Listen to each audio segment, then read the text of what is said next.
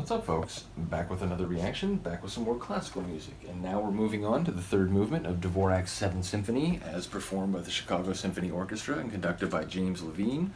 I mentioned it before, but this is a recording from the 80s, I believe. I'm not seeing it here. There we go, 1985, yep. And this was produced by J. David Sachs, which I don't think I said before, so shout out to the producer. The recording engineer was Paul Goodman. So yeah, I mentioned it before of Dvorak's symphony. This one maybe stands out to me the most, even more so than his Ninth Symphony, which I think for many people is sort of the most renowned from Dvorak. And, you know, as an American, I'm aware that the New World Symphony was in a way sort of like a sonic tribute to or homage to the New World, the United States, or North America more broadly.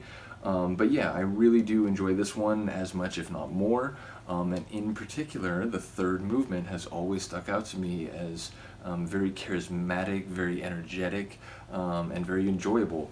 I don't think it's a waltz necessarily, but it does have this sort of kind of dance feel, and it has a very like energetic, up-tempo sort of feel, and it has a relentless sort of nature to the rhythm.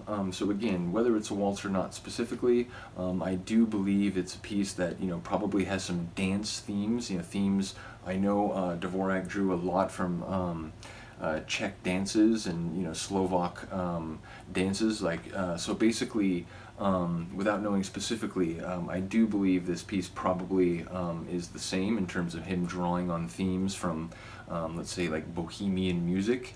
Nevertheless, we are going to listen to the third movement, which is a scherzo, which someone told me translates to joke. I don't know if that's the case, but it's a scherzo vivace. So yeah, let's get to it. This is Dvorak's 7th Symphony in D minor, opus 70, conducted by James Levine and performed by the Chicago Symphony Orchestra, the 7th Symphony, the third movement, a scherzo vivace.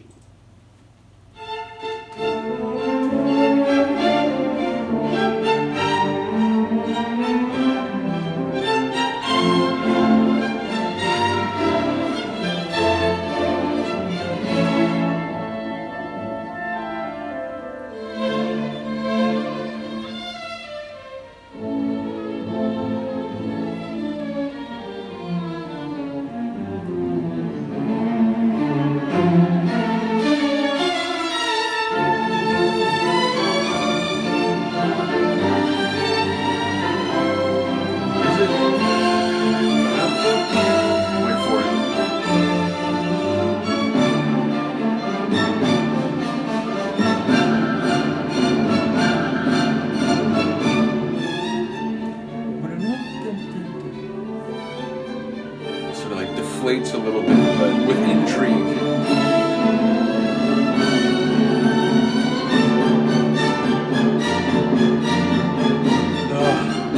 This is fireworks. This is like classical explosions. A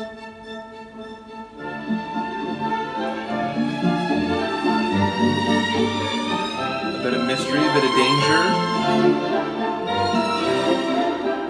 but sort of inviting at the same time. Maybe a mischief to it.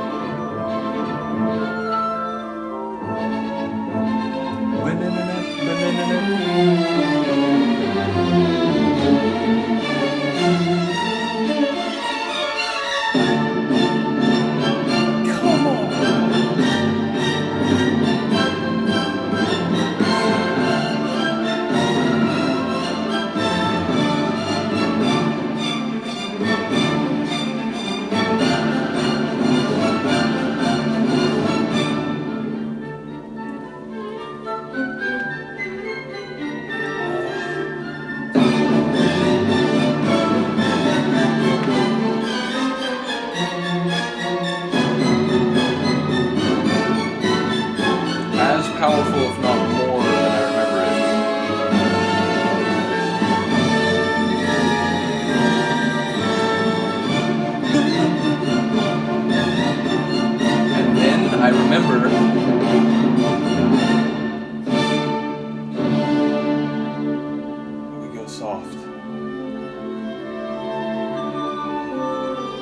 And I feel like, at that point, you sort of have to, like, I don't know if you can maintain that intensity continuously for an entire movement. I feel like you need this contrast to sort of restore,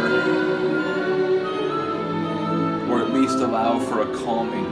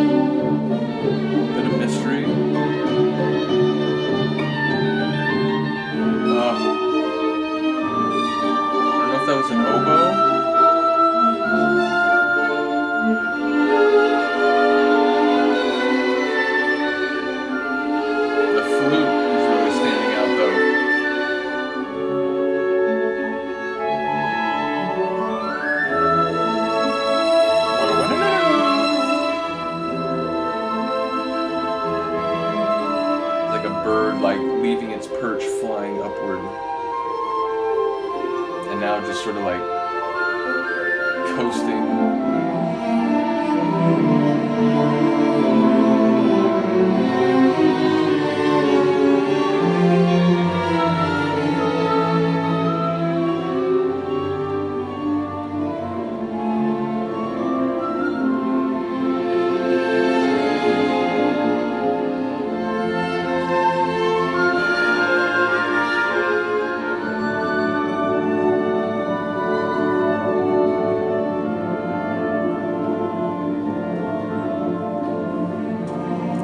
Feel both sides of it here.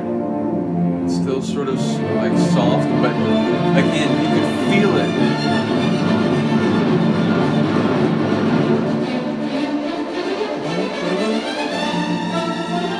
Oh, that part rises, this part rises, the center rises.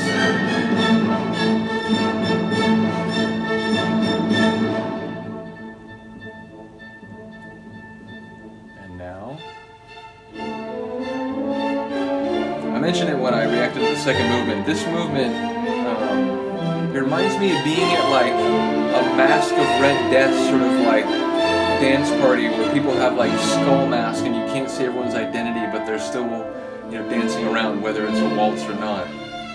It feels like fun, but unsettling. It's a dance, but it's an ominous dance.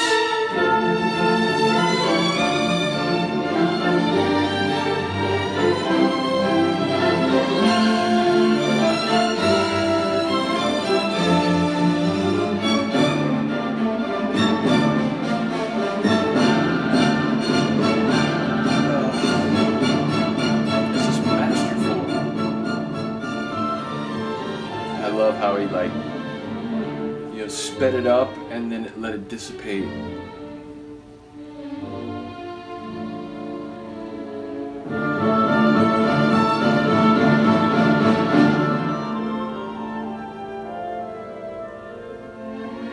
He's playing with you here, leaving you in this sort of between state.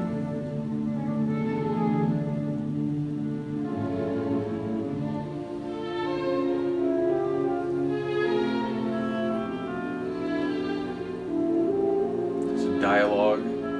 It's like that woodwind is sort of talking to different parts of the orchestra, the strings and so on.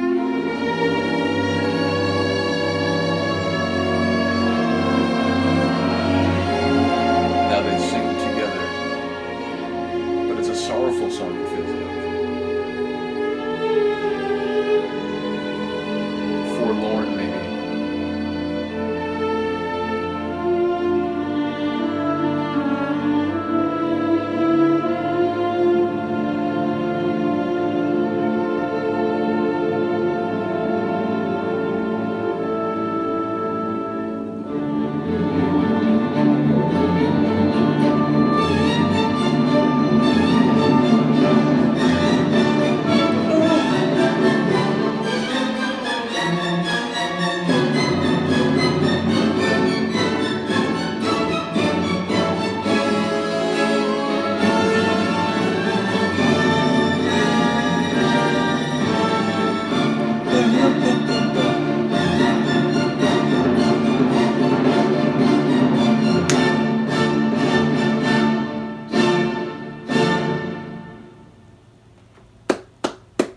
masterpiece, masterful.